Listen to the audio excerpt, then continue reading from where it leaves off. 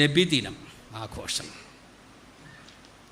നബിദിനാഘോഷം പുണ്യകർമ്മമാണ്. ആഘോഷം എന്താണ്? പുണ്യകർമ്മമാണ്.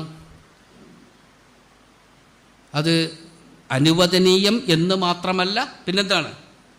പുണ്യകർമ്മവും കൂടെയാണ്. നബിദിനം ആഘോഷിക്കാൻ പാടില്ല, ആചരിക്കാൻ പാടില്ല എന്ന് ചില പണ്ഡിതന്മാരൊക്കെ പറഞ്ഞിട്ടുണ്ടെങ്കിലും അവർ പറഞ്ഞ പൂർവസൂരികളായ പണ്ഡിതന്മാർ പറഞ്ഞവരൊക്കെ ചില പ്രത്യേകമായ സതുദ്ദേശത്തിൽ പറഞ്ഞവരാണ്. പക്ഷേ അതിനെ ഏറ്റുപിടിച്ച് ഇന്ന് ഇതൊക്കെ പാടില്ല, അതൊക്കെ കടുത്ത ബിദ്അത്താണ്, ബിദ്അത്തും മുങ്കറത്താണ്, ഹറാമാണ് എന്നൊക്കെ പറയുന്നത് പരിധി ലംഘനമാണ്. പരിധി ലംഘനമാണ്. ശരീഅത്തിനെ കുറിച്ച് കൃത്യമായി മനസ്സിലാക്കാത്ത, ശരീഅത്തിന്റെ മഖാസിദുകളും ഉസൂലുകളും മനസ്സിലാക്കാതെ